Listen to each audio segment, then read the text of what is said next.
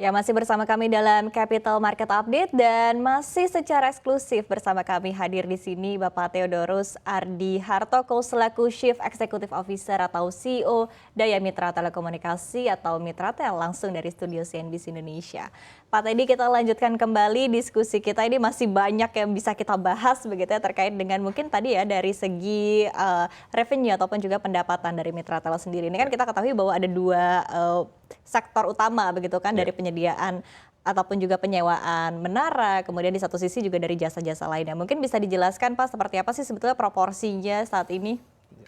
Baik, Mbak Sasa.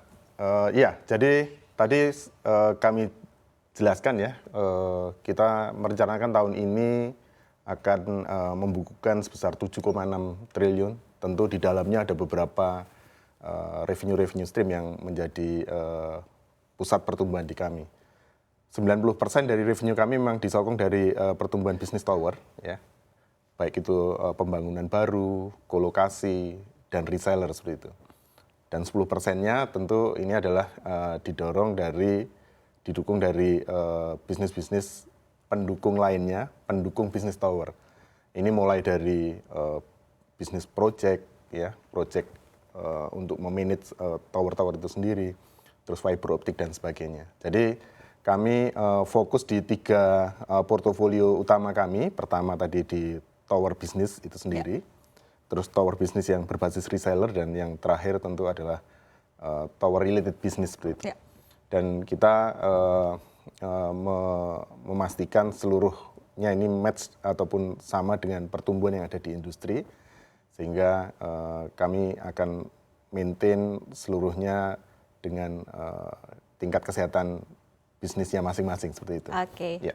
Oke, nah kalau kita lihat begitu dari company profile yang ada dari Mitratel begitu ya terkait dengan penyebaran ataupun juga perluasan dari menara-menara sendiri, ini kan juga cukup menarik begitu bahwa proporsionalnya juga tampaknya cukup proporsional begitu dari kisaran 2.000 hingga 3.000 menara begitu di tiap-tiap lokasinya. Nah, tapi dengan tadi Anda katakan bahwa akan ada penambahan menara baru begitu di sepanjang tahun 2022 ini, kemudian di satu sisi juga dengan saat ini rencana pemerintah untuk memindahkan ibu kota negara ke Kalimantan Timur. Ini kira-kira seperti apa? Apakah akan difokuskan ke Kalimantan atau bagaimana? Ya, jadi 58% tower kami memang ada di luar Jawa, Mbak Iva. Jadi ini berbeda dengan yang lainnya. Kita meyakini bahwa 58% jumlah tower yang ada di luar Jawa ini nanti akan sangat dibutuhkan oleh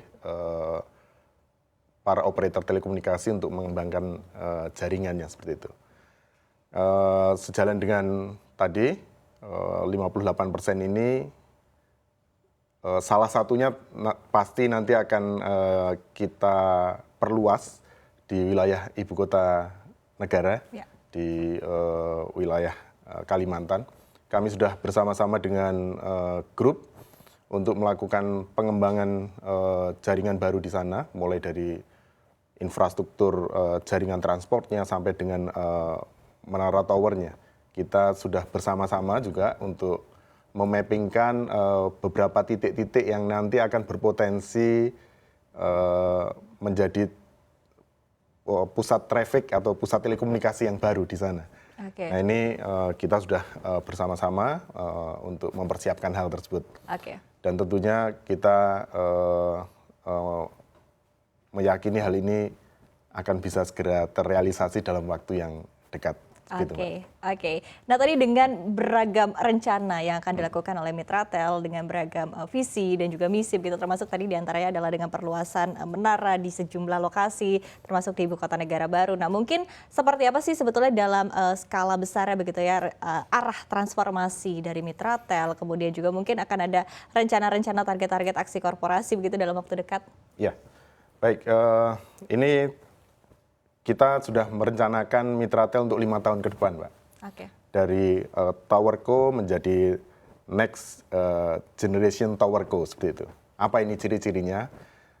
Cirinya kami mulai masuk ke infrastruktur digital, ultimate-nya seperti itu.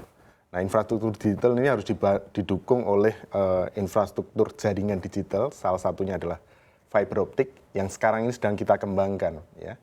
Dan kita kembangkan sebarannya cukup luas Dan kenapa ini kita mempunyai atensi yang cukup besar di sana, karena era ke depan, era di mana 5G nanti akan mulai dipergunakan oleh masyarakat, di mana jaringan tersebut akan sangat menuntut kualitas jaringan yang sangat kritikal, low latency dan high throughput seperti itu.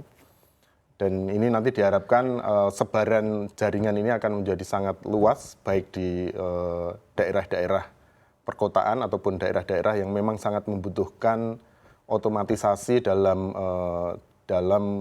mendeliver seluruh informasinya seperti itu.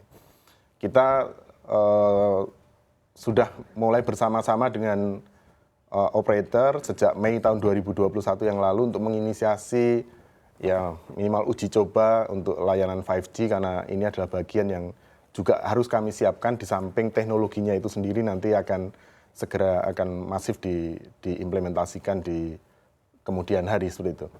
Kita menyiapkan tadi jaringan pendukungnya, termasuk satuan energi yang harus mencatu di tower-tower tersebut, karena ini akan membutuhkan banyak sekali kebutuhan daya di sana. Ya. Ini yang arah yang kita akan tuju. Kita akan menyiapkan Mitratel ini bukan sekedar tower yang atau perusahaan yang menyediakan tower, space tower seperti itu. Kami juga akan masuk ke infrastruktur digital ke depan seperti itu. Oke. Nah, tapi kalau kita berbicara mungkin dari segi tantangannya saat ini, kita ketahui juga bahwa Indonesia juga memiliki mungkin wilayah yang juga cukup menantang begitu, seiring dengan lebih besar lautnya dibandingkan daratannya begitu. Dan di satu sisi apakah ini juga menjadi tantangan yang cukup besar bagi perusahaan penyedia layanan infrastruktur telekomunikasi untuk terus berkembang begitu, untuk terus memperluas jaringannya? Ya, tentu Mbak. Tadi yang sudah kami sampaikan bahwa salah satu keuntungan besar bangsa Indonesia adalah keuntungan demografis yang sangat luas seperti itu ya.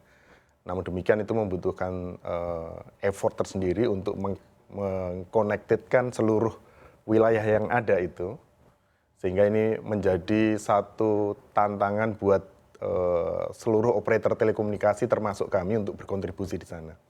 Memang salah satu tantangan terbesar dari penggelaran jaringan telekomunikasi di wilayah-wilayah yang terluar ataupun terjauh seperti itu ya, yang ada di pulau-pulau adalah pertama tentu faktor jaringan penghubungnya itu sendiri atau jaringan transportnya itu sendiri. Yang kedua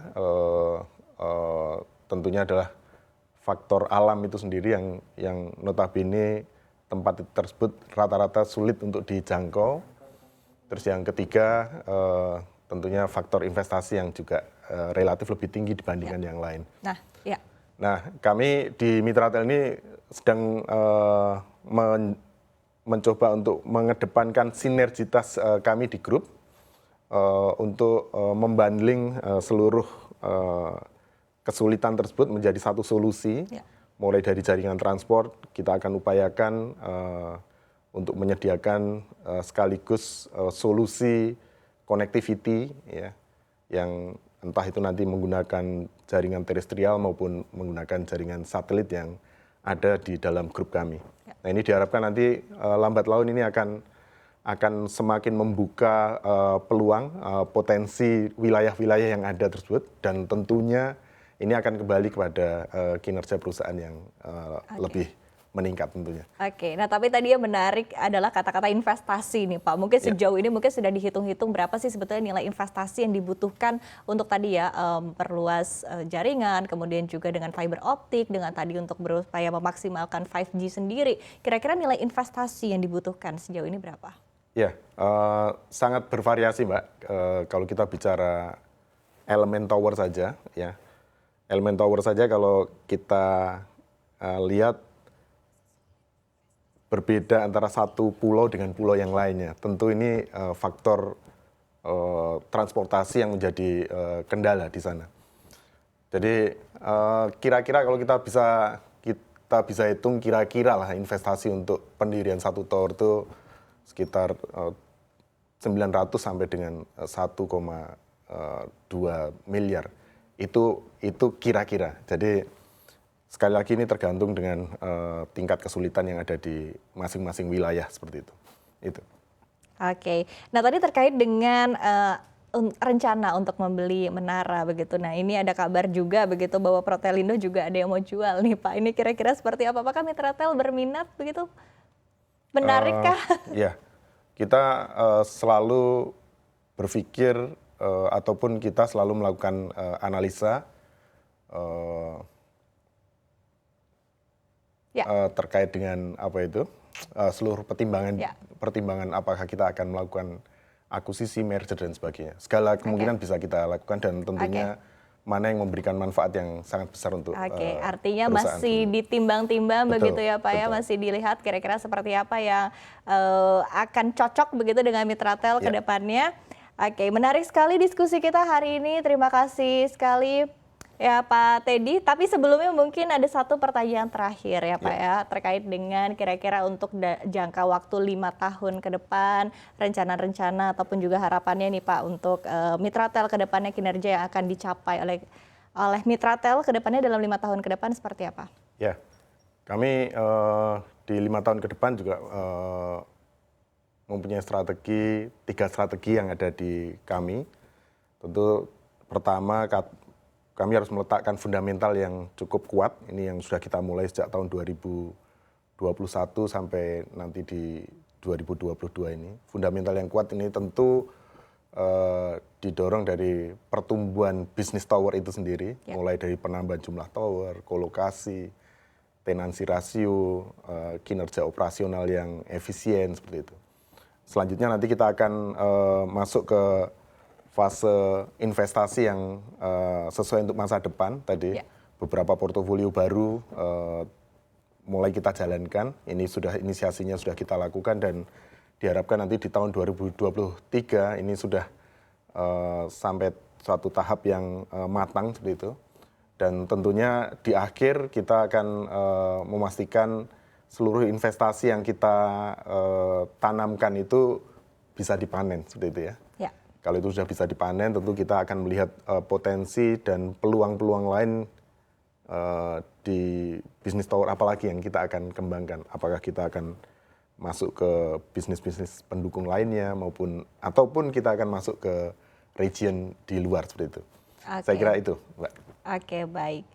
Oke, nah ini mungkin terakhir ya Pak Teddy, mungkin ada yang ingin disampaikan kepada para pemirsa CNBC Indonesia ataupun juga kepada para pelaku pasar yang berinvestasi juga atau akan berinvestasi begitu di emiten MTEL, kira-kira seperti apa Pak? Iya, seperti yang tadi kami sampaikan Mbak Iva, jadi kondisi saat ini memang saham Mitratel sedang dalam tekanan karena situasi global yang seperti ini, maka kami melakukan upaya inorganik berupa buyback share seperti itu ya.